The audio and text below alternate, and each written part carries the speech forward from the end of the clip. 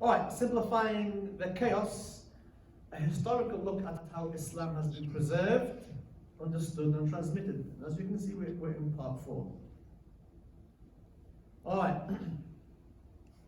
I would, mashallah, a couple of people, and they tend to be the new people I've noticed, apart from one, have note-taking. That's excellent. I think it's a good thing that you guys take notes, in that, yes, the slides will be made available, and Abdullah's not here, but when he comes we can make sure that he makes the slides available, all previous slides. But please, take notes. Just like you would take notes in your lectures, how much more so for something that is your faith. This is your faith. This is not something in a year or two won't matter. This is something that will matter every single day until you pass away. Inshallah. It's very important you take notes, inshallah. Alright, a bit of extra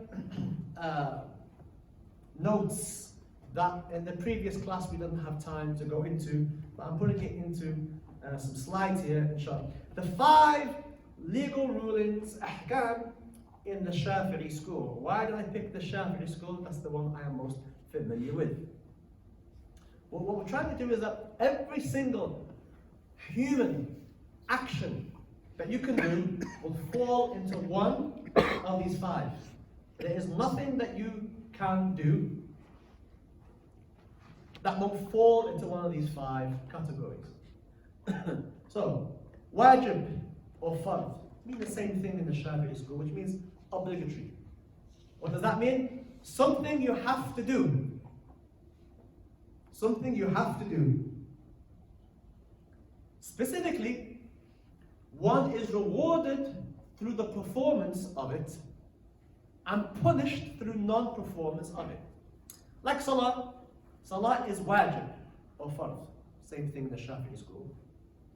And if you do your salah, we're going to pray Isha, inshallah, you are, inshallah, if it's done correctly, and Allah accepts it, you are rewarded. And if you don't, then you are punished through the non-performance. If you didn't pray salah, okay, then there's a punishment for that. Okay? Obviously, God could forgive you, but we're talking about speed limits. These are limits that we put into place. Number 2, mandub or sunnah, meaning something recommended. Mandub or sunnah. And the ulama of usul, when they've explained what that means, then it means one is rewarded through the performance of it, and this is important, but is not punished by the non-performance of it. So, in the Shafi'i school, it is, for example, sunnah to use the miswak. If I use the miswak, it's a sunnah, I gain a reward. But if I didn't use it, if I didn't perform the brushing of my teeth with the miswak, am I punished? No. Why am I not punished? It's mandub, which means what? You're not punished by it. Why? Because it's sunnah. Sunnah. Okay. That does not mean, excellent, mashallah. That does not mean that you don't do it, by the way. Understand?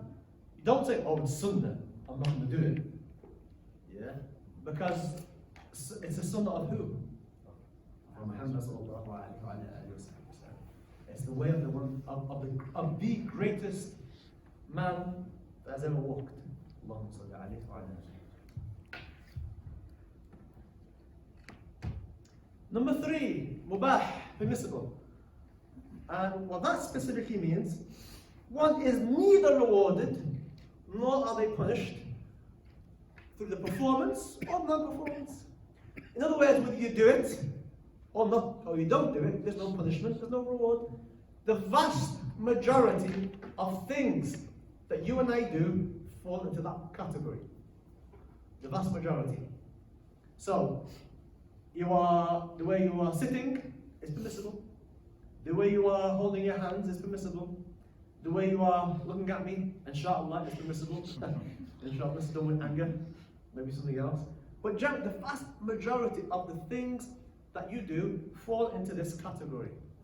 So the idea that Islam is all haram is rubbish. It's not.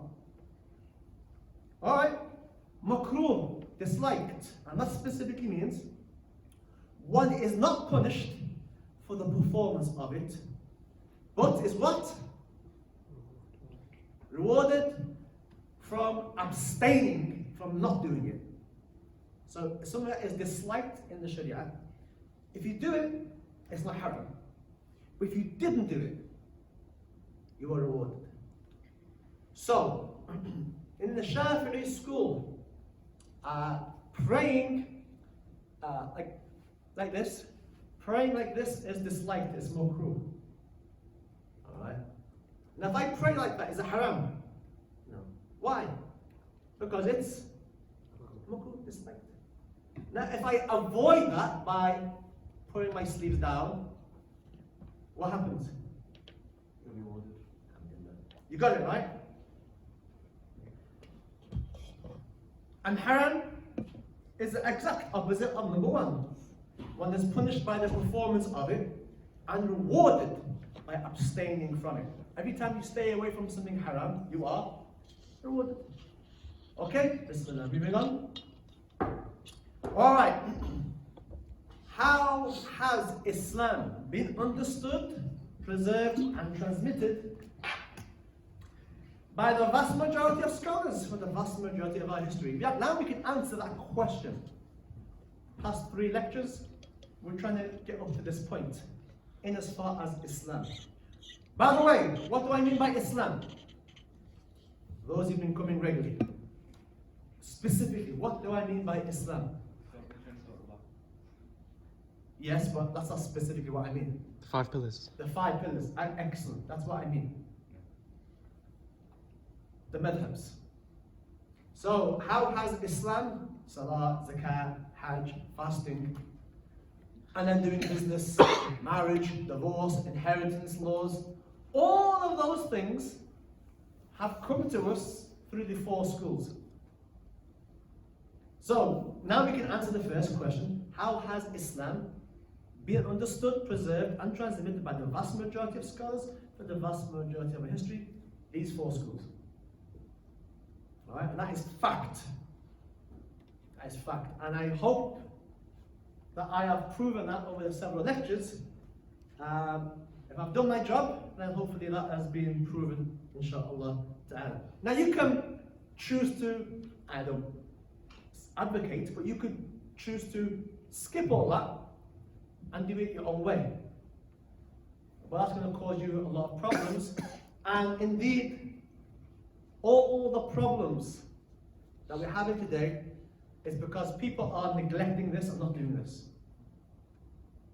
And inshallah, as weeks go by, you will see that yourselves, inshallah ta'ala, in the lecture. This is important. Any question you have in Islam that is asking if something is permissible, or obligatory, or haram, or just simply, can I do such and such, can be answered by seeing what the 4 men have said. That is massively important. Alright? I cannot emphasize that.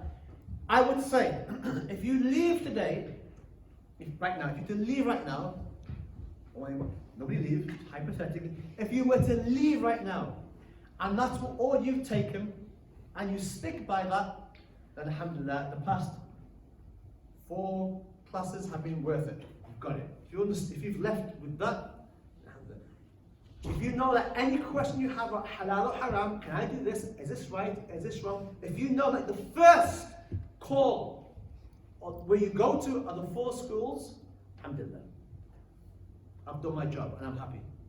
How many of you are convinced now that you have to go, for those of you coming regularly, how many are you convinced of that? Hands up. Okay, khalas. I can sleep well. Because the whole point was to reach that particular. So from now on, if you have any questions about your faith, is this halal, is this haram, can I do this, can I do that? Where do you go? The 4 madhabs. Do not go anywhere else. If you're going to ask somebody, the first question is to ask which madhab, which school of thought does he follow. So for me, many times you've asked me a question, and I say, well, the Shafi'i school says this. So now you've got the Shafi'i school. I can't speak for the other three because I haven't studied them. I'm at a sufficient level to be able to give you answers. Now and again, some basic things, very basic maybe, very, very basic, but they're very few and far between. Count them on your hand, inshallah. Recommended reading, inshallah. These are recommended readings for this topic. And again, these will be in the slides that will be in the Dropbox whenever Abdullah comes. Huh? There he is. No. You haven't seen Abdullah, have you? Nice answer. No, it's not. Okay, inshallah. Okay, well, Hassan, you can sort it out, yeah? I'm good. I know what it is. Alright, you can go sort that out. Okay. Inshallah.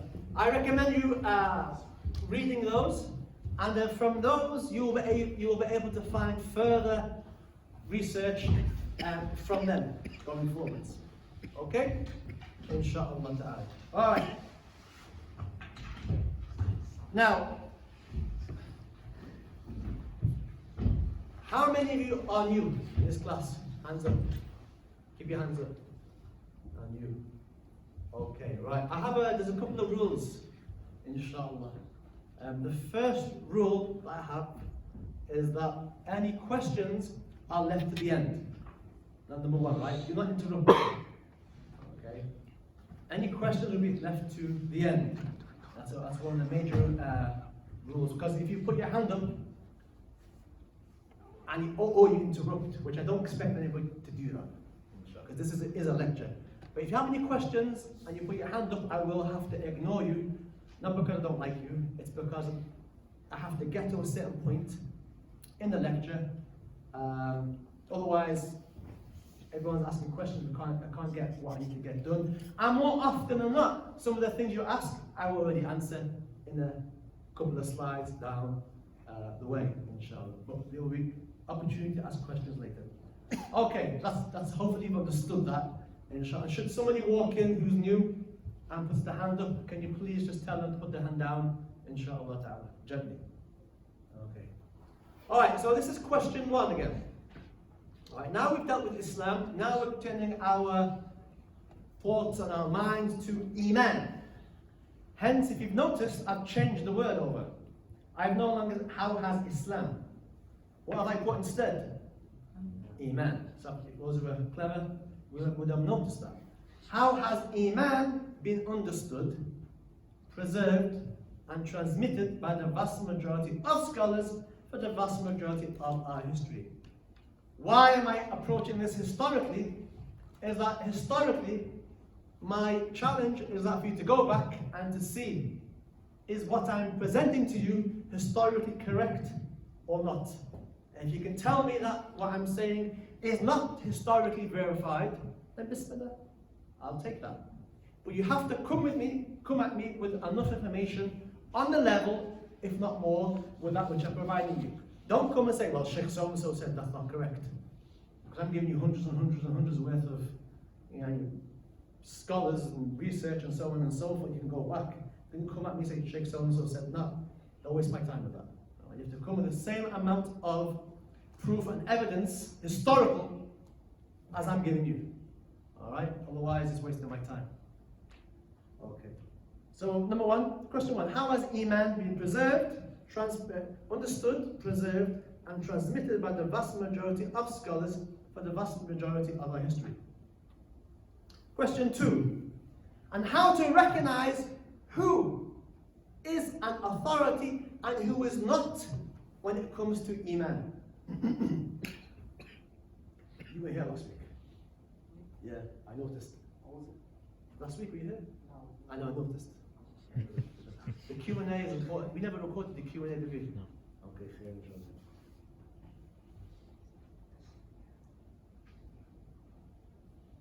Everyone follows someone.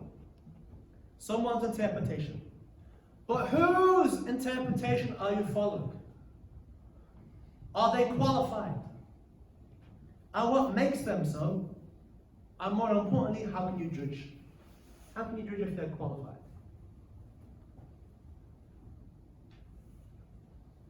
Again, we're going back to the hadith of Jibreel. And again, I said to you what about this hadith? What did I say about this hadith? That you will eventually be able to. Yeah. How many roughly can the gist of it? It's hard. Jibreel asked Prophet what is Islam? Uh-huh. The Prophet replied, it is the shahada. Ashhadu an la ilaha illallah wa ashhadu anna Muhammadan Rasulullah. And then he asked what is Iman, and he said it's belief in the 6 articles of faith. Allah, His messengers, His books. Okay. And then Ihsan? And Ihsan is to worship Allah. That it? And then second judgment. That's easy. What's Ihsan? أن تعبد الله كأنك تراه فإن In English? تراه فإنه يراك. So it's to worship Allah subhanahu wa ta'ala as if you see him, but know that you do not see him. Recognize that he sees you. That's it. So this is Jibreel hadith. Hadith of Muslim in the collection of Sahih Muslim. The Umar ibn Khattab said, as we sat one day with the Messenger of Allah sallallahu alayhi wa alihi wa sahbihi, and the hadith then goes on to talk about how Jibreel came in the form of a man, asking the Prophet Muhammad several questions, the first of which is about Islam. To which the Prophet sallallahu alayhi wa alihi wa sahbihi said that Islam is to testify there is no God but Allah, Muhammad is a messenger, to perform salah, give zakah, fast Ramadan, and perform the pilgrimage to the house if you can find the way. 5 pillars. And then he said, you have spoken the truth. At which Umar said, surprised that he should ask a question that he already knows the answer to, and then confirm that's correct.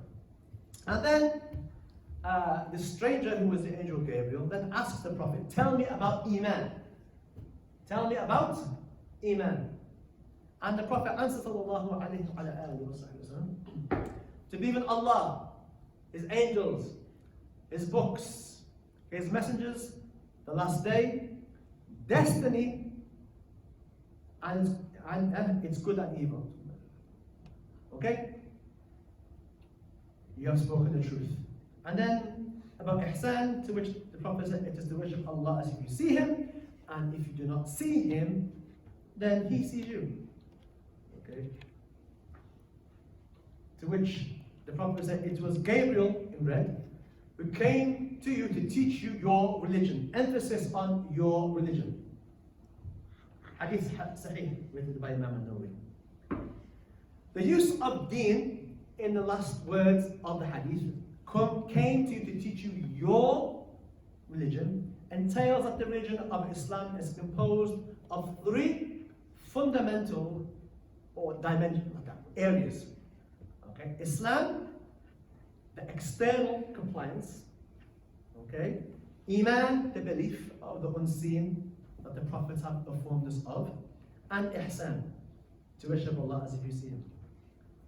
Allah, in His wisdom, has accomplished this preservation. Allah says in the Quran, verily I have revealed this dhikr, this remembrance, and verily I, Allah says, will preserve it. How has this preservation come about? Well, at the level of Islam has been preserved and conveyed to us by the Imams of Sharia, sacred law, or the Madhabs. Now we've spoke several weeks on that, and hopefully, obviously, you put your hands up, you understand that. This is our concern for the next 2 lectures. The level of Iman by the Imams of Aqidah, or tenets of faith. I've made it into bold because this is today's and next week's focus. Alright? And obviously the level of Ihsan, to worship Allah as if you see Him, by the Imams of Tazkiyah, and the next 2 lectures after will be on that aspect. That's where we're going with all of this, inshallah. The 3 dimensions of our deen: Islam, Iman, Ihsan.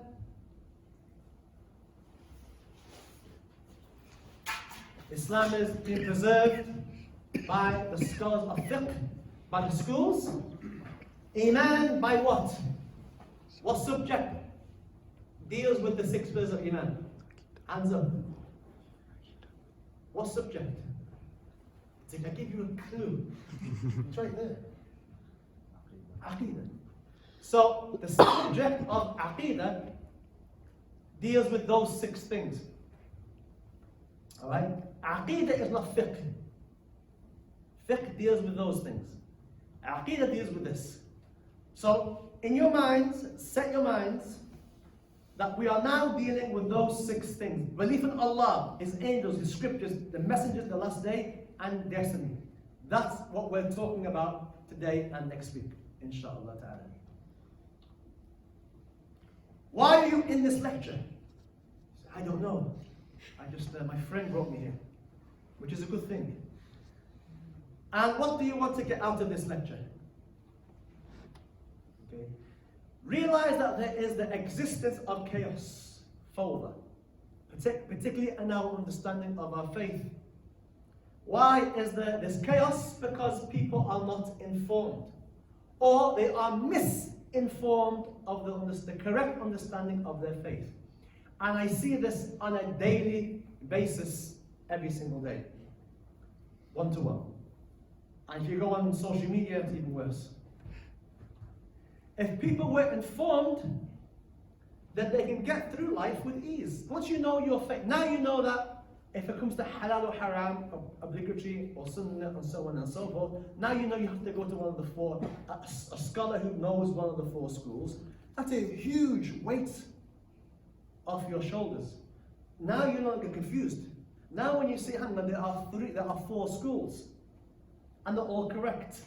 And one may say something different to the other, they're all correct. Once you realize that, you say, alhamdulillah, that's a huge weight off my shoulder. Now I understand things. And if you want to stay in the chaos and potentially go through the trials, tribulations, and confusion, that may be challenging, then you can. Don't recommend it, but you can. And if you want to avoid such extreme, difficult times ahead, then you should learn and prepare yourself by educating yourself. Right? You have the luxury now of being like your parents or your grandparents, where knowing just a bit, you don't have that luxury anymore. That has been stripped from you. Okay? Quite unfairly, I would argue.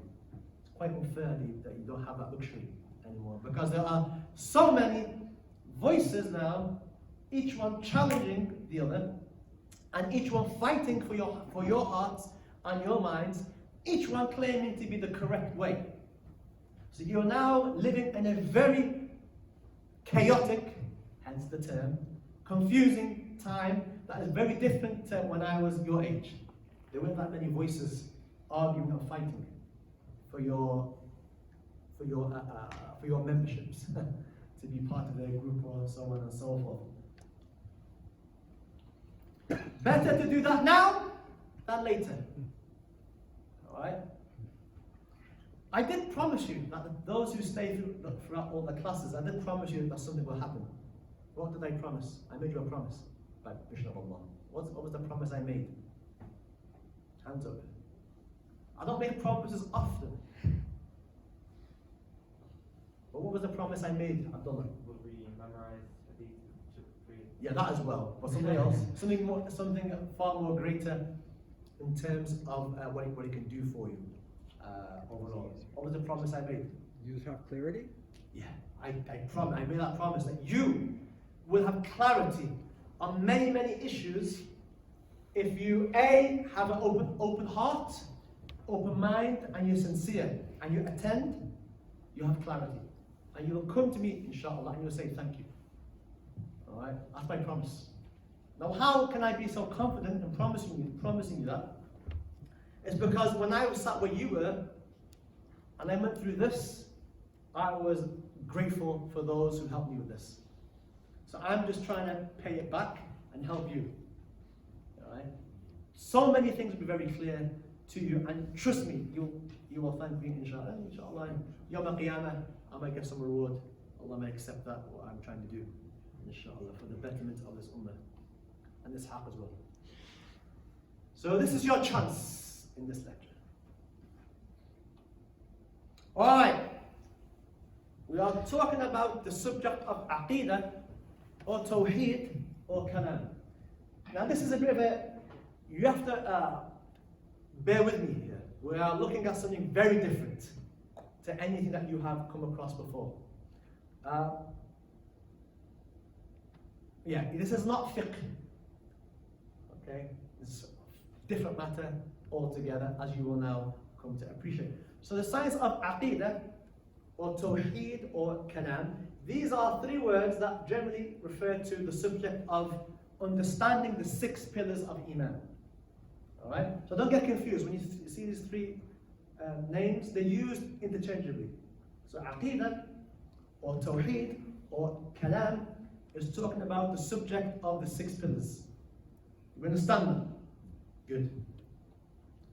Again, belief in Allah, His angels, the scriptures, the messengers, the last day, destiny.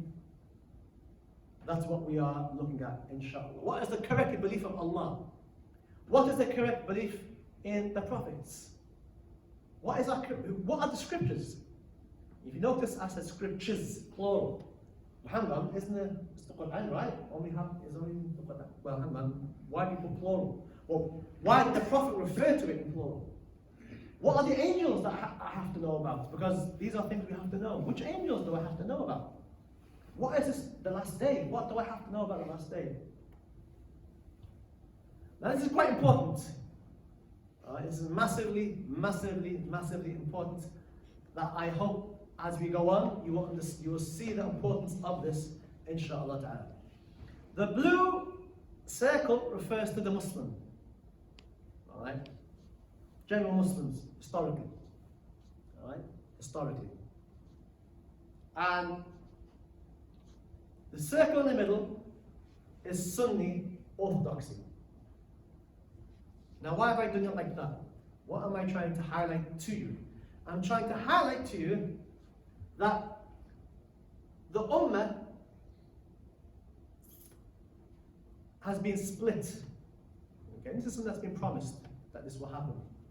There are different sects that have come around. However, and obviously this is not drawn to scale. Understand that, please? I thought about that later. Right? It's not drawn to scale. Right? Just just for the visual. Okay? But what I want you to understand is that you can be Muslim in the broadest sense, and you may not necessarily be from the Sunni orthodoxy. Alright? But you're still Muslim. You're still Muslim. Alright? But you are not from the mainstream body of Muslims. Are they kafir? Absolutely not. The groups that I'm talking about, they're not kafir. They're still Muslim. So the blue circle are people who have the shahada, and they acknowledge that you face the qibla when you come to pray. And you pray 5 times a day. And you eat halal food. Anybody that does that, they are Muslim. Anybody who says shahada, ashhadu la ilaha illallah, wa ashhadu anna Muhammadan Rasulullah, and they pray towards the qibla, they pray 5 times a day, and they eat halal food. Or they acknowledge it. Because obviously, some people don't pray, alright, and some people may not eat halal food, alright, out of laziness or whatever, I don't know. Okay, but they know you have to. They are Muslim. According to the most, the mainstream opinion. Okay. Then you have what? Non-Muslims. Now, again, I want to emphasize that you can be here, alright, that's the mainstream, and you can be out there, and you're still Muslim. But you're not mainstream. In other words, you've left the main body and you've gone out here into the atmosphere. Alright? Flying around here. Still Muslim. Right?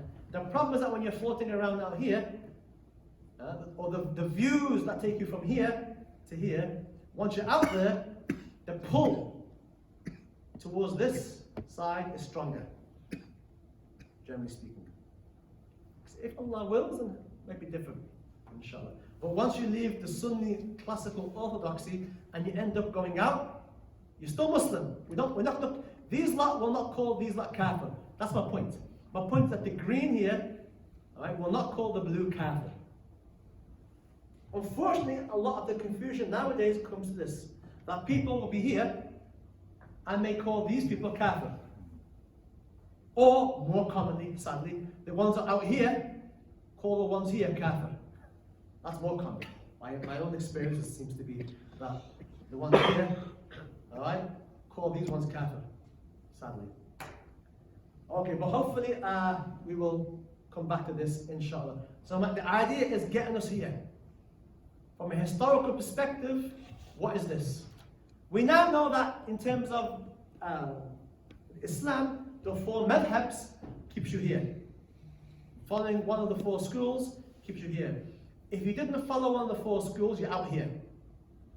Still Muslim, but you're out here. You've gone against the main orthodox understanding of Islam. All right. Now we're going to talk about in Aqidah, what are the things that keep you here in the green, keep you Sunni, orthodox, and what are the things that pull you out of here, which you're still Muslim, and what are the things that pull you out of here, and you're not Muslim. Again, we will come back to this, but it's important that there are differences in Aqidah that exist. Some of them take you out from the main body of Sunni Orthodox Islam, but you're still Muslim, but you're not mainstream Sunni Orthodox. And some of them are so dangerous they take you out of Islam altogether. How do we know? The science of Aqidah will tell you that. Alright, are we okay? Are you still awake? Inshallah. Give me a shake of your head, say you're still awake. Excellent. Those who are not shaking them, you just sleep. Which now I'm going to ask you some questions when the time comes. Alright, during the time of the Prophet ﷺ, it was sufficient for one to restrict his or her beliefs to knowing the meanings of Surah Al-Ikhlas. So the Aqidah of Muslims in the early times was the surah saying He is Allah, the One, eternal, the eternal refuge. He neither begets, nor is He born, nor is there to Him any equivalence. That was the basic Aqidah of the early Muslims. That's all they needed to know. And that's all that kept them going in the beginning. Alright? Simple. However, soon after the Prophet's departure, when he passed away, sallallahu alayhi wa sallam, notions and beliefs from misleading groups ensued. So now the Prophet passed away, groups start to appear that have beliefs that are not on the mainstream. Some of them are still Muslim, some of them have left Islam, but they still call themselves Muslim. Okay? And also, has Islam begun to encounter the ancient civilizations of the Near East, Greek philosophy for example, it had to begin dealing with their philosophical ideas. So you can imagine now, people now are becoming Muslim, the borders of Islam are now going into areas which are traditionally, different to the Arab desert. And therefore questions now arise about things that weren't asked at the time of the Prophet ﷺ, by the very nature. Okay? By the very nature. The questions that you guys ask tonight, for example, will not be questions that somebody who lives in a desert somewhere, away from civilization, his questions on this may be very simple. For example, he or she might not have any doubts to the existence of God because he or she sees thousands of stars above them every single night. They see the signs of God everywhere. So that person has no doubt that God exists. So he or she is not going to ask, why does God exist? What's the proof of God's existence? Because you can see it. So because of these two things, groups, ideas, and also people become Muslim. When people are becoming Muslim, they are bringing ideas and baggage with them, and sometimes you'll find that they're trying to find similar things. That's a human response. When you're coming into somewhere new, you tend to look for things that resonate with you. Okay, this makes sense because where I've just come from, yeah, we had that. And they tend to bring their own baggage from other faiths and sort of like impart it or superimpose it onto the faith that they've taken in the wrong way. That's another reason why groups come. So I'm going to give you some examples historically of some of the groups that existed very early on in Islam. The Mu'tazilites. Hands up, who's heard of the Mu'tazilites? Okay. The Khawarij. Who's heard of the Khawarij? Oh, mashallah, you can do better. The Mu'attala. The Shia. How do you say in Arabic? Yeah, because there's another, there's another one that's not in here. It doesn't mean the same thing. Jabariya, the Karamiya. Okay, so these are groups. Now I'm going to give you an understanding, very brief, because these groups had ideas that were not mainstream in any shape, way, or form. But just to give you an understanding, I'm going to take some of these groups and just tell you what they believed in, inshallah, just to show you that what happened. So the Mu'tazilites, a school of speculative theology that was most prominent in the 2nd to the 4th Islamic century. Okay. The founder of this particular group was Wasil ibn Atta, who left the gathering of Hassan al-Basri over a theological dispute. Hassan al-Basri was from the Tabi'een. After the Prophet ﷺ, the generation was the Sahaba, right? After the Sahaba, you had the Tabi'een. Hassan al-Basri is looked at as being one of the most leading authorities in the generation after the Sahaba. In other words, he's one of the leading of the Tabi'een. And he was teaching, and this individual, Wasil ibn Atta, had a dispute, an argument in Aqidah with Hassan al-Basri. And the argument was this.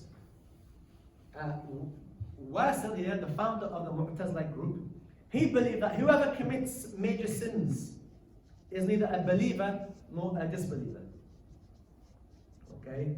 Whoever commits a major sin is neither a believer or disbeliever.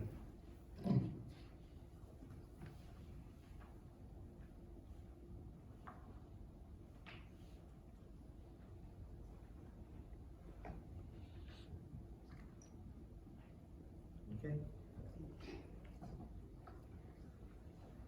And they went on further and they put the idea that should a person die without repenting, then he or she does not go to heaven or hell. That's the idea. Alright? Which is very similar to purgatory, right? In the Christian tradition.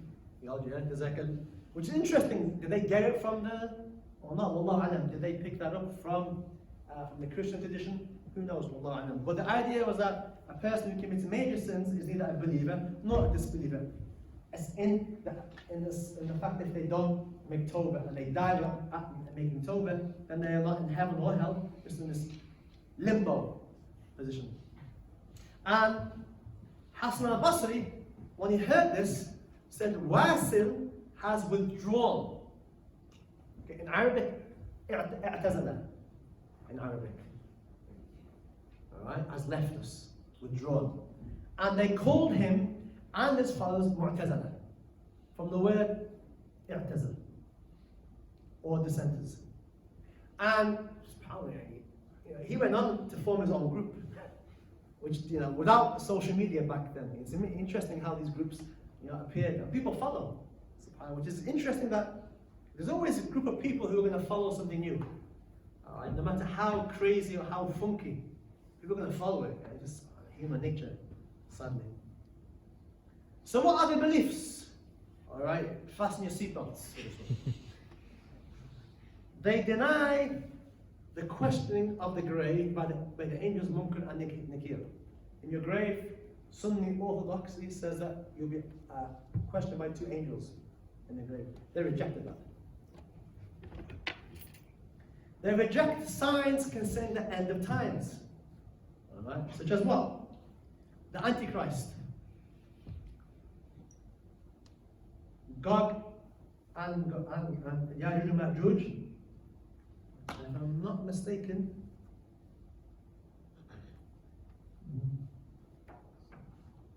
and they deny the existence of the recording angels. You have two angels, one on your right, one on your left. All right, that right, one on the right writes your good deeds, and the one on the left writes your bad deeds. They rejected that as well. Now they had some kind of, now you're laughing, right? And you should, because it's not Sunni orthodoxy. But they had kind of sophisticated arguments. All right? They had arguments for that. Obviously, the arguments are wrong, but they had arguments for it. And they deny the ascension of the Prophet to the heaven in Isra Mi'raj. They deny that as well.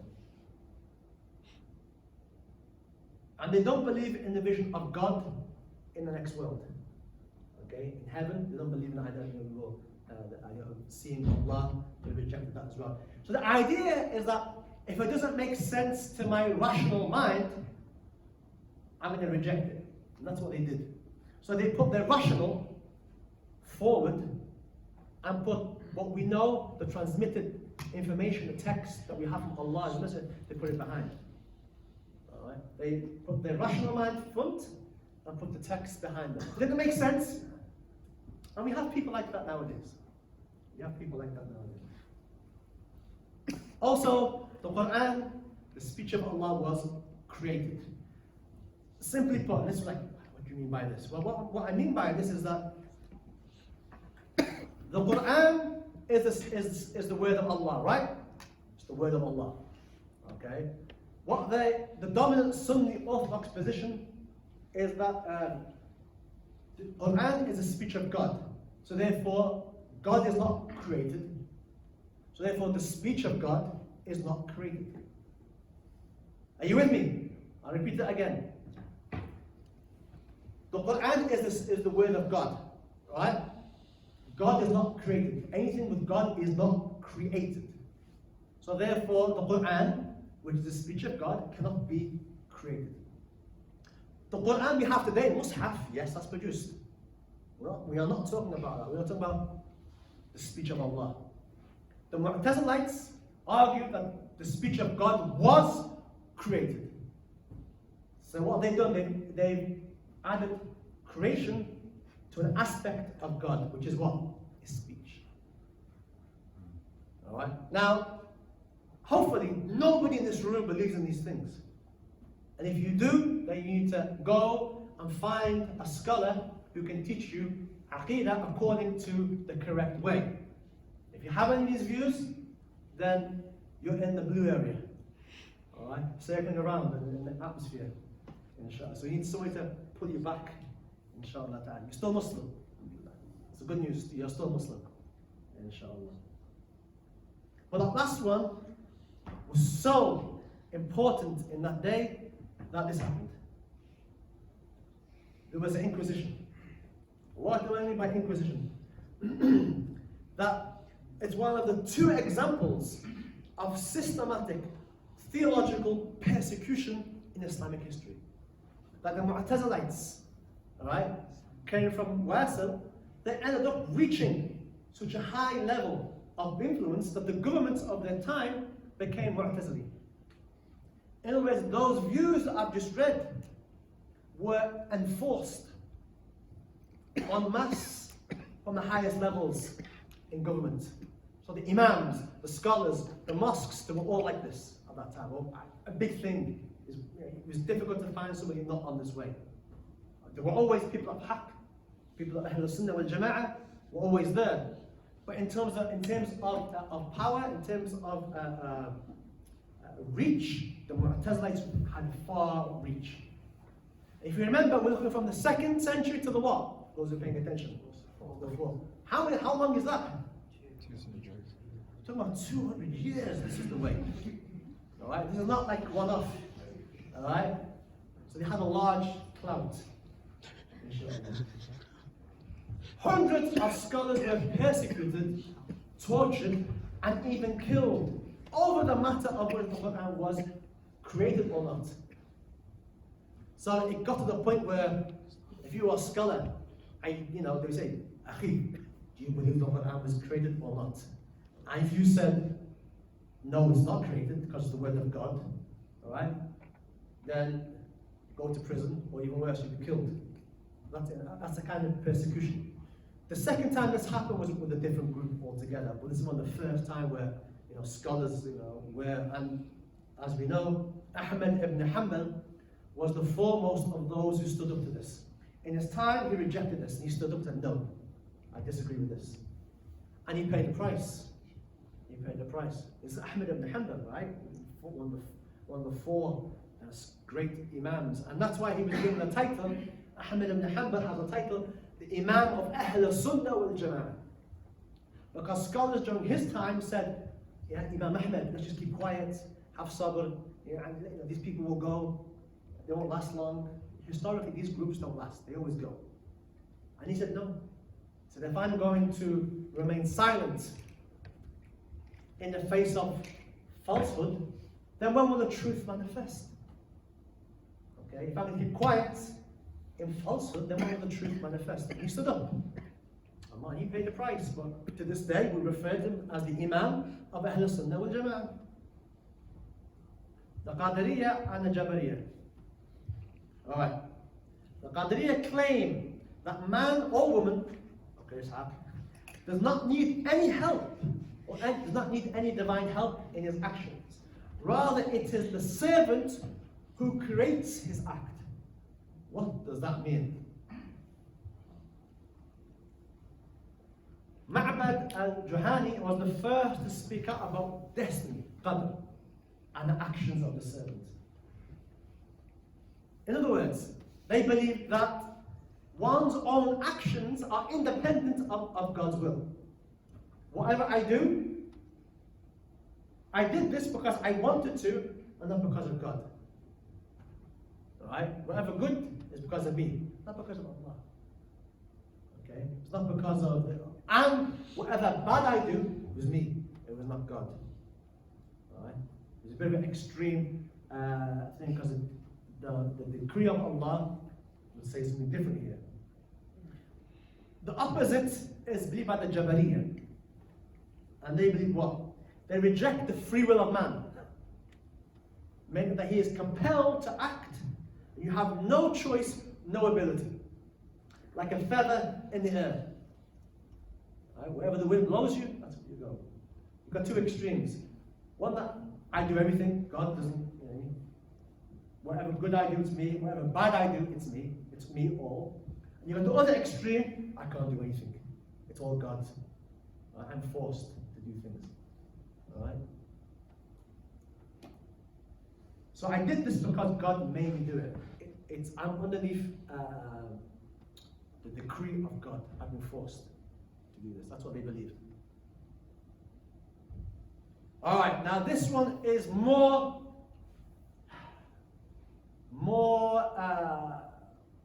useful in this day and age. Al-Karamiyya or Mujassima.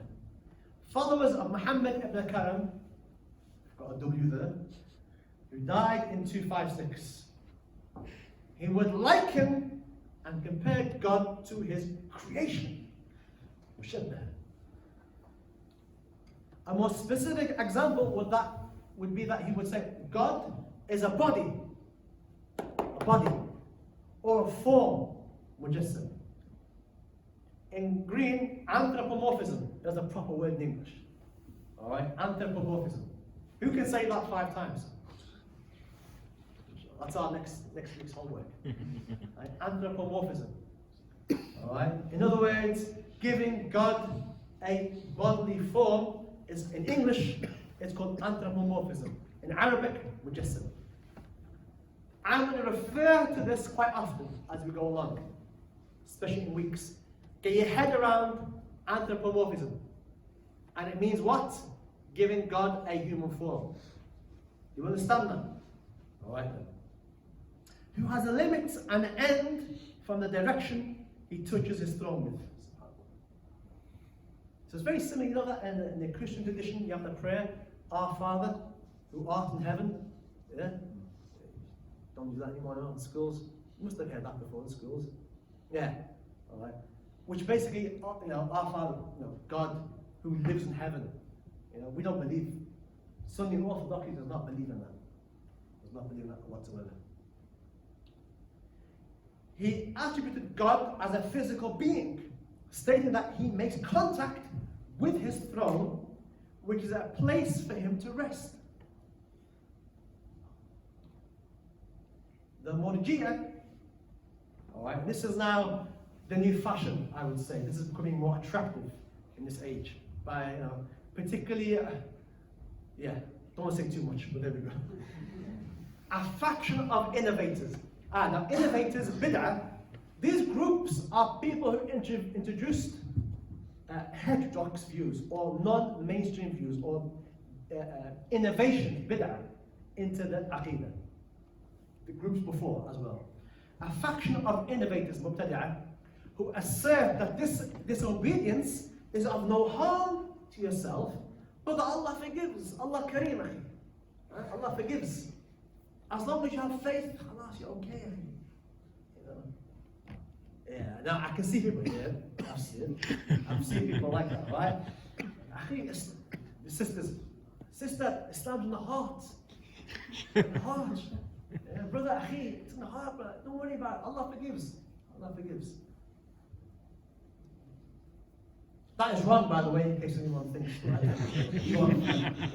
We are talking about deviant sects. Right?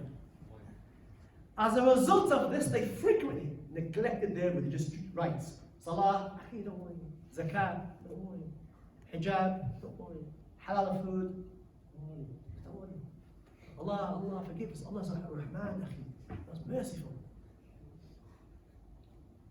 Alright, it should be noted that although these sects may no longer exist today as recognized groups, several of their beliefs have continued and are being advocated by present-day figures who style themselves as reformers.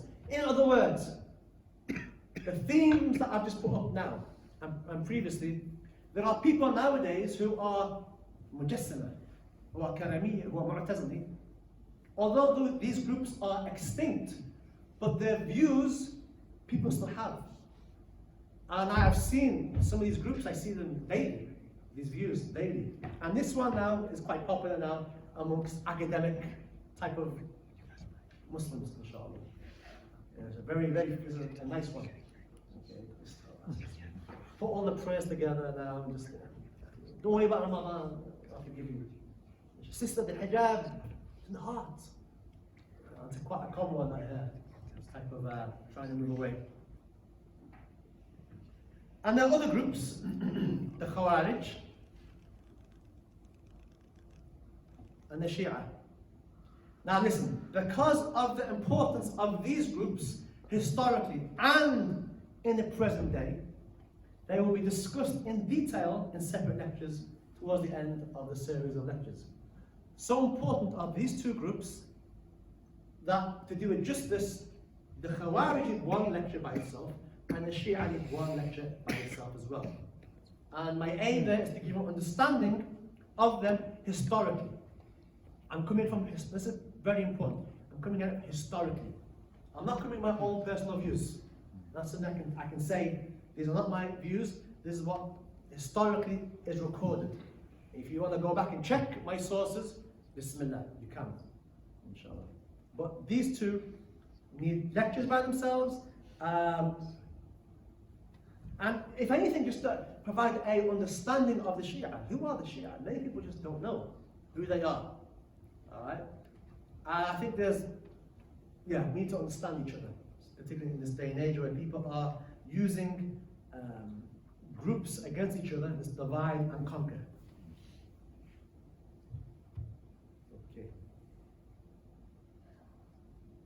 Right. We're going to take a break, inshallah, because some of you are falling asleep. And inshallah, how can you fall asleep such an interesting lecture like this? Subhanallah. Yeah, true. There we go.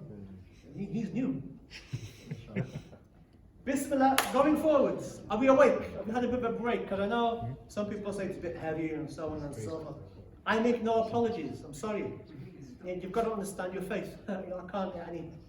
I'm boiling it down as best as I can, trying to make it as simple as possible.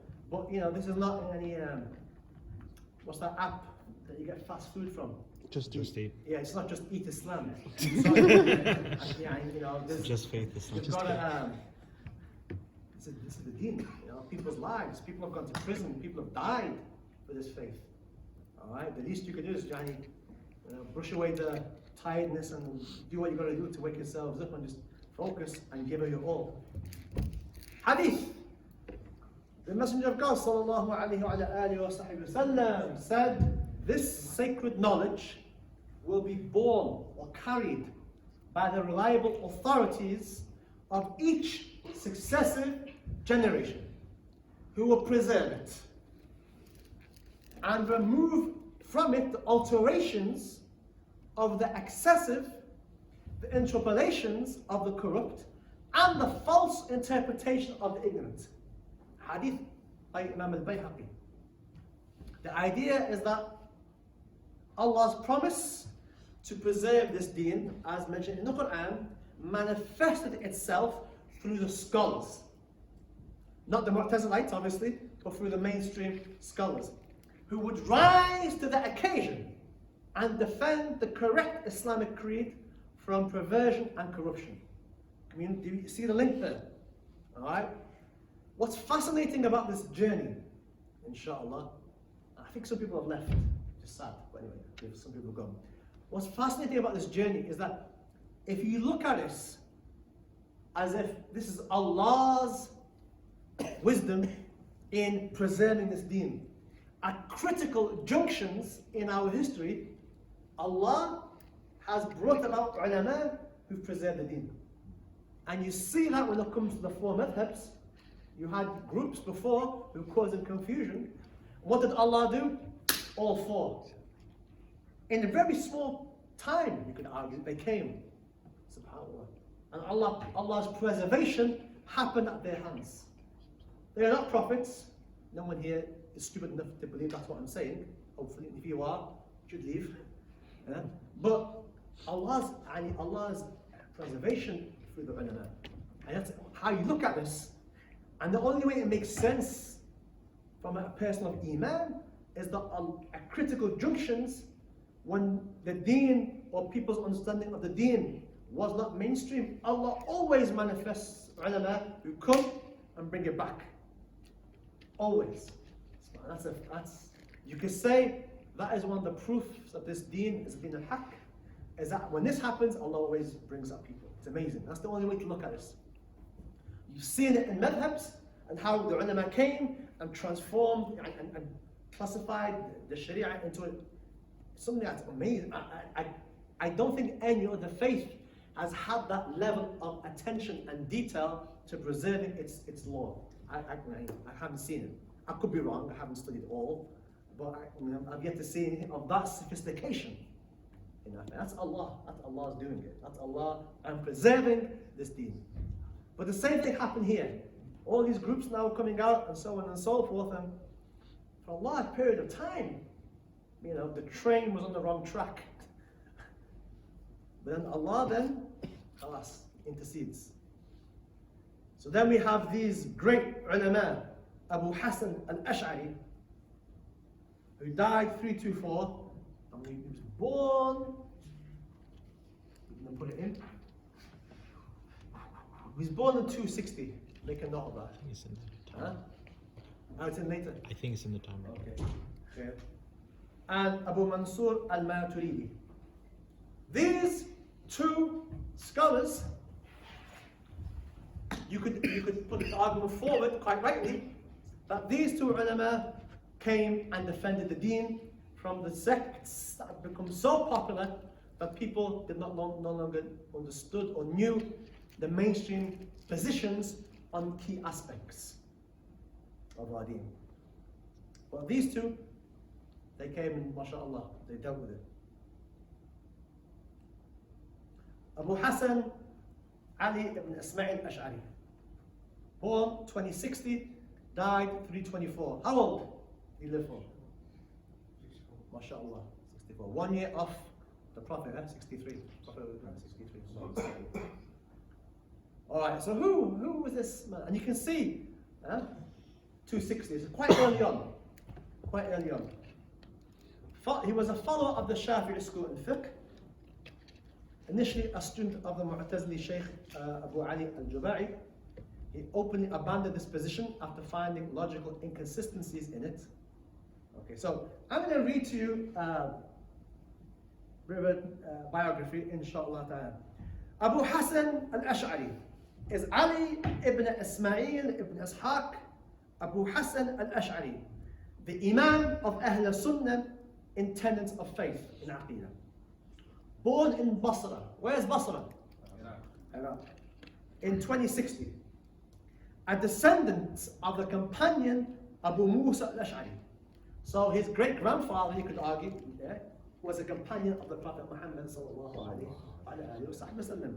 He was a Shafi'i scholar and the founder of the school of tenets of faith, Aqidah, that bears his name and reflects his powerful intellect and profound knowledge of the Holy Quran and Hadith.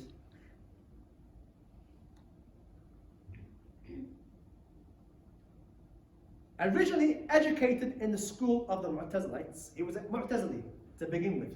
Why? Because that was a dominant way that was taught in the schools and educational institutions. The Mu'tazili way was the way that was being taught, and that was the one that's being pushed by the political establishments. So obviously he was Mu'tazili in the beginning. Imam al-Ash'ari saw the Prophet sallallahu alaihi wasallam in a dream 3 times. One in Ramadan, who told him, "O Ali, support the positions that have been transmitted from me, for they are the truth." After which, he abandoned the Mu'tazilites and became the champion of Islamic orthodoxy, as embodied in the Quran and Hadith. And also, he had an argument with the Sheikh about a particular issue, and the Sheikh could not give him an answer that was sufficient. He questioned the Sheikh on a particular issue, and the Sheikh just went quiet, didn't have an answer. And that made him also think, this doesn't make any sense. And with the dreams of the Prophet Muhammad sallallahu alaihi wasallam was enough. After which he abandoned the Mu'tazilites and became the champion of Islamic orthodoxy, as embodied in the Quran and Hadith, defending it from the danger of image worship, okay, of the anthropomorphists and others. He authored nearly 300 books and treatises on all aspects of the faith of Ahl Sunnah wal Jama'ah. Okay, and obviously, so Allah, khalas, brought him, subhanallah. And we have another Muhammad ibn Mahmud al-Maturidi, and he died in 333 after the Hijrah. I haven't yet found a birth date when he was born. I'm still looking. And he followed the Hanafi legal school. Okay. And I think it's important to make a point here that Imam Abu Hanifa himself wrote a treatise on Aqidah. Right? He wrote it, and very basic. And there were other scholars who wrote in Aqidah. But what these two did, they systemized it. They put a structure to it. And they began to refute the sects of their time, and they re-established the balance of the force for the Star Wars fans. Those who know. Star Wars fans, hands up. Yes. Inshallah. He lived in the Eastern Islamic world and wrote a large number of important works in the field of doctrine. Look at the dates. What can you tell me? They're both from the same time period. Same time period. It's amazing, right? And geographically, what? It can be in different places. And you have to come to the conclusion, if you're a person of faith, this is Allah. Two people in different areas, both doing the same thing at the same time. This is before the time of telecommunication, phones, internet, Twitter. Subhanallah in here. Qudratullah. Allah, I will preserve this faith. He expanded upon the doctrine written by Imam Abu Hanifa, who was one of the earliest to write about this matter. Okay? And so basically these two just dealt with the sects. I mean, not physically, but they verbally with proofs they dealt, as we'll find out inshallah. Alright, that looks familiar, right? We've seen that before, right? And we're here. We're about here, okay? There we have the 4 Imams. And as we mentioned, they are from the Salaf. And we follow the Salaf, these 4. As for these 2 Imams of Ahl Sunnah wal Jama'ah, we have Al-Ash'ari, born 2060 and died 324. You can see that there. And Al-Maturidi died in 333. So there we go. Quite early on, right? Basically, whenever there was a need for the ulama to stand up and defend the deen, they all stood up. Who was the one that pushed them? Allah. Alright? And I want to draw your attention that from then on in, inshallah, by and large, these two become the accepted schools in understanding one's iman, in the sense of the 6 pillars. All right, that their schools, their teachings became the accepted way. Every major scholar, okay, with some exceptions, which I'll talk about next week, inshallah. But from then on in, the vast majority of scholars, for the vast majority of our time, have followed these 2, or one of these 2. And you can believe me, or you cannot believe me. But I'm coming at it from a historical perspective. You go to any lecturer of Islamic history who knows this, and Muslim or non-Muslim, and they will tell you yes. These 2 become the standard by which you understand your iman. These 2. Alright? All the ulama, by and large, with some exceptions, which I'll talk about next week, accept them. Major scholars. To the point that it's very, very difficult to find the major scholars from after them of hadith, of fiqh, except they follow these 2. Okay. And there's one more, but we'll talk about next week, inshallah ta'ala. For those who are thinking, hang on, there's one more. I'll talk about next week. Few Muslims today know anything about the Ash'ari and the Maturidi schools or their relation to Islam. So what are the beliefs of Sunni Islam? Who needs rational theology anyway? When I say rational, what do I mean? Rational. What do I mean by rational? Logical. Any other words? Huh? The thought. Why is the theology student talking? Where's the rest of you? I expect him to know this, which he does, but where's the rest of you? We're going to start pointing fingers, right? We're going to start doing that right now. Be warned. And what relevance does it have today?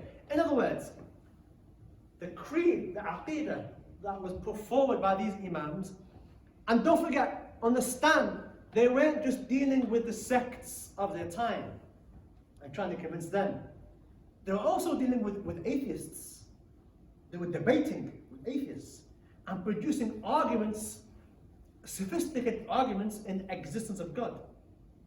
Right? There was a famous Imam scholar, Fakhr Razi, great scholar of Islam, and he had 70 proofs, rational proofs for the existence of God.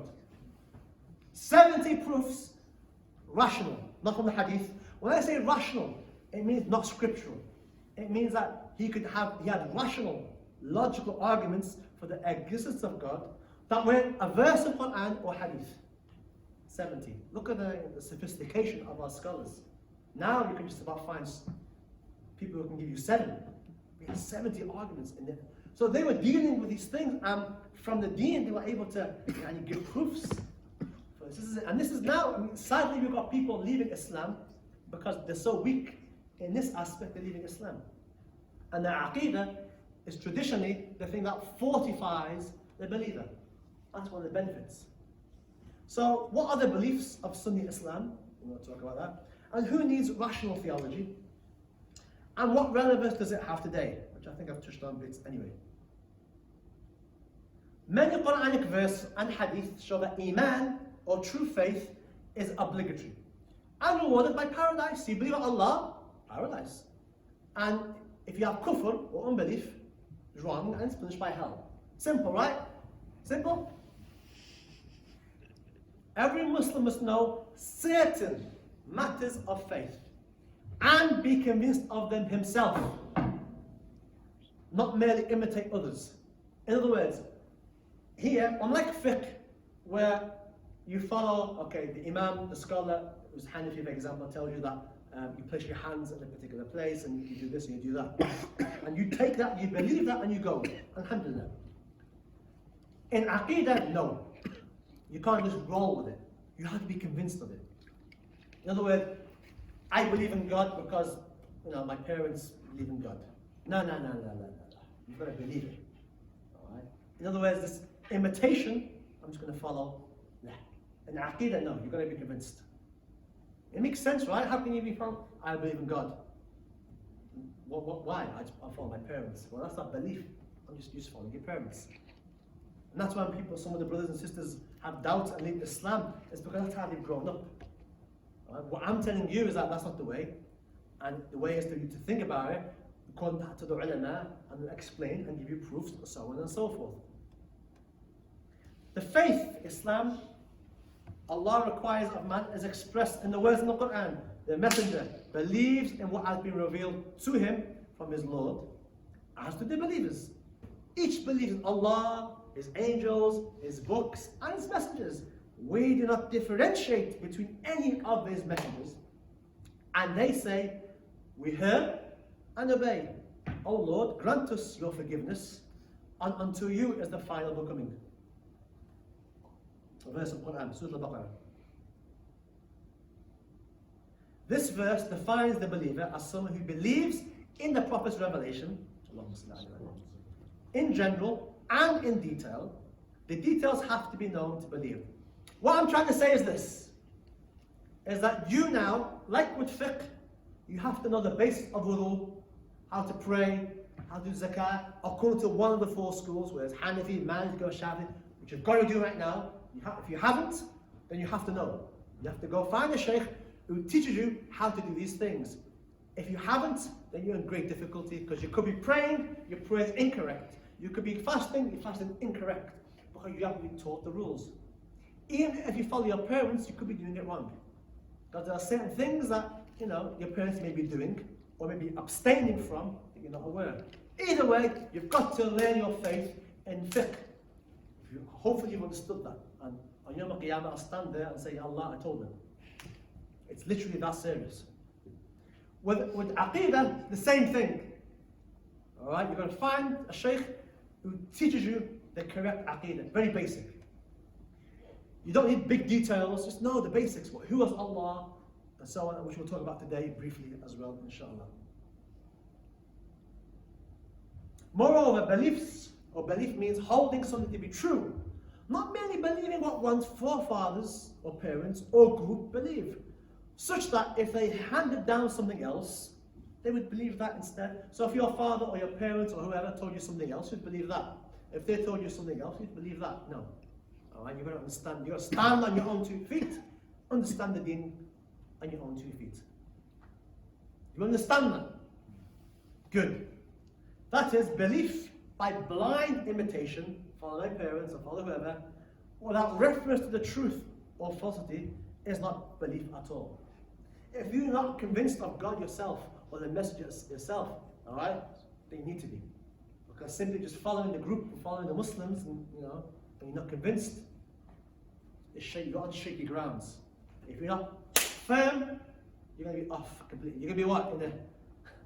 Floating around in that blue area. And if you're not careful, you end up going out completely.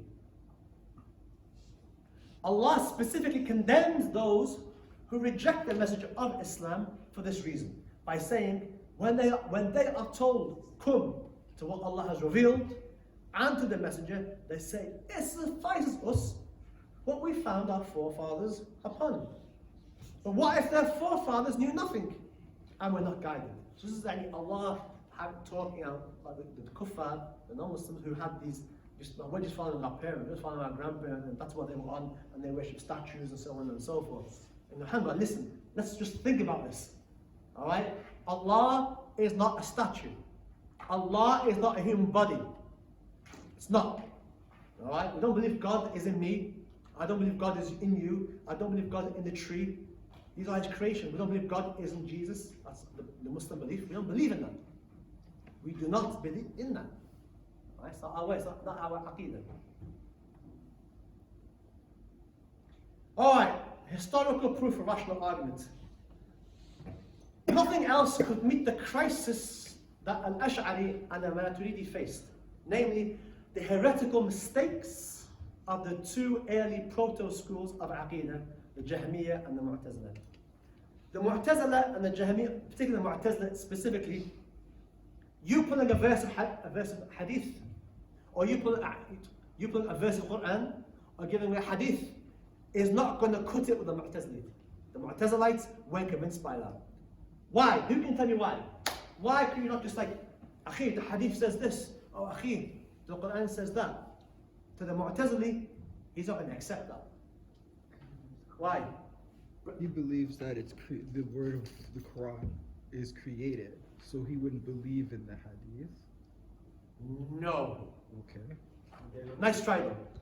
They're looking for rational proofs. They're looking for rational. You can't come to these boys and girls and say, look, here's the Quran. You can't come scriptural. These are rational people. Right? Why should we care about them? Why should we care? Huh? Okay, yeah, they're Muslims. It's da'wah. Da'wah is like, DIW. Discover Islam Week for those who don't know. That is da'wah. That is da'wah. But da'wah is also teaching the correct beliefs. So there are people who don't come across these views. They don't. And some mistakenly come across the wrong views and think that those views are the correct views. You see? And they remain like that until Allah wants for them goodness. But the problem is that the mindset at that particular time, alright, for a lot of them, the hearts and minds are closed.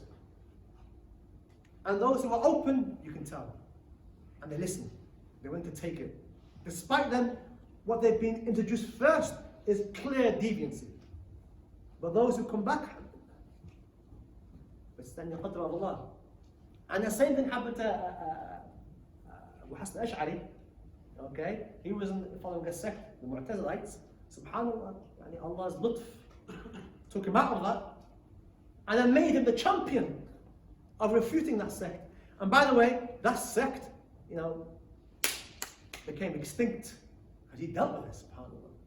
And then students, and then Allah opened up the hearts and minds of people to realize this is wrong, and they come back to mainstream. But the point that this type of experience, you see it. People, if you live long enough, you'll see people go to different sects and come back. Some don't. Some go to sects, then leave. They go from the group. Some wait in the green to begin with. They're in the blue, they leave outside. And I've seen that as well, sadly. But going back, rational was the only way. The only way to refute the arguments of the Jahmiyyah and the Mu'tazili was by intellectual means. And it was necessary to defeat them with rational arguments. Alright. So the challenge facing Abu Hassan al-Ash'ari and Abu Mansur al-Maturidi was threefold: to define the tenets of faith of Islam and refute innovation. So what they did, they systemized what do we know about Allah? What are the characteristics? What are the attributes of God? And they systemized it, they clarified it. Alright? And they went the same with prophets. What do we know about prophets? What are the characteristics of prophets? And then they began to refute the innovations that existed. Alright? So they got their own house in order. Okay, this is the correct way. In other words, that if we took Ibn Abbas out of his time, hypothetically, and brought him to the time of Abu Hassan al-Ash'ari and al-Maturidi, he would say, yes, this is the way of the Prophet Muhammad. What they're saying is the way of the Prophet Muhammad. This is the way. And what these other groups are saying, the Mujassima, the anthropomorphists, and the Mu'tazili, that's not the way of the Prophet Muhammad. They're still Muslims, and all that, but not mainstream. That's very important. Or if you were to take Abu Hassan al-Ash'ari out of his time and put him at the time of the Prophet, you would find them saying very similar things to him. Obviously, they're not going to be talking about, the correctness of the Quran, because that did not exist. The argument did not exist at the time of the Prophet. But you got my point. To show that this is important, to show that this faith was acceptable to the mind and not absurd or inconsistent. This is massively important. That this faith makes sense. The existence of God makes sense. The existence of prophets makes sense from a scriptural and, more importantly, rationally. Alright? Makes sense. And they produced beautiful examples. These scholars debated with atheists. And there are many examples where the atheists became Muslim. Historically, it's proven. And there's Imam Abu Hanifa, there's a book where it describes the arguments of the debates that he has with atheists and how he wins and how they become Muslim. And to give proofs that personally convince the believer. Alright? So those who have doubts, does God exist and so on and so forth, Aqidah deals with that. And rightly so. Okay, the Quranic proofs. Alright, who recognizes that?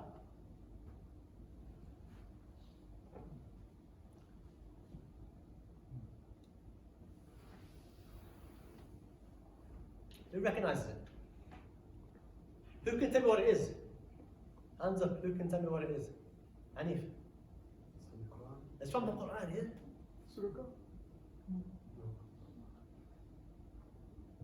Allah has not begotten a son, nor is there any God besides him. For otherwise, each one would have taken what they created and overcome the other. How exalted is Allah above what they describe. Just the idea that there's more than one God. Alright? The Quran refutes that. But what the Quran is doing is what? Giving a rational argument. It's saying, hang on a minute, just think about this. Does this make any sense? It doesn't. Why? Because 1, 2, 3. What's 1, 2, 3? Well, a God means a being with an all-powerful will. Right? God is all-powerful. He has an all-powerful will. Yeah? The all-powerful will of more than one such being would impose a limit on that of the other, which is absurd. Let's say there's two gods. Alright? By the very definition of God, all-powerful. So they're both powerful. Well, let's say this one wants today to be Saturday. And this one says, nah, let's just, let's keep it Friday. And they're going to argue. Why? Because they're all both powerful, right? God is therefore one, and is not begotten a son, nor is there any other God besides him. Otherwise we'd have chaos or absurdity. A more striking example, were there other gods in the heavens and earth besides Allah, the heavens and the earth would have come to ruin. The argument may be summarized as this. A God means a being with an all-powerful will, to whom everything in the universe is the subject. Allah has power over everything. If the universe was subject to a number of powerful gods, its very fabric would be disrupted by the exercise of their several wills. Each one wants to will something else. While no such disruption is evident in the universe, everything's running perfectly. Physics, the rules, everything's going okay. Alright? Which shows you what? There's only one God in charge. Otherwise it'd be chaos. That's a rational proof. God is therefore one, and there are no other gods. Alright? And there's more sophisticated arguments, but you get the point. The Quran itself gives you rational arguments to think. Alright? And that's what the Ash'aris and the Maturidis did. They just used the Quranic principle of rational argument. Alright, Bismillah. You guys are looking tired. Who's tired? Put your hands up. Oh, unlucky, just two. Both get up as well. We'll end soon, don't worry. We'll end soon. I can tell because how I can tell that when I go quiet, you hear the lights. You guys are tired. We'll end on this inshallah, okay? The topics in Aqidah, in any classical work of Aqidah, your books of Aqidah, will divide it into three sections. The first section is divinity, or ilahiyat in Arabic. And that means they will first talk about Allah and His attributes. So any classical work of Aqidah will deal, the first section is divinity, God, and His attributes. Once you know who God is, what His attributes are, then you can move on. The second section is Nabuwat, the message, the messages and the message, the functions of prophethood and that which is associated with them. So who are the prophets? And what do they do? And what are the characteristics that they have? You see. And then the third section is Sam'iyat, which is that which relates to what the Prophet informed us about, such as resurrection after death, the Qiyamah, the gathering, the bridge, Sirat, across the fire, paradise and hellfire. So your average classical work of Aqidah from Abu Hassan Ash'ari and Maturidi's time right up until the present time will divide the subject matter into these three groups. And it makes sense because the six pillars are what? Belief in God, that's number one. And His messengers, which then the books come in there as well, and the rest come in the last part, Sam'iyat. Oh, inshallah.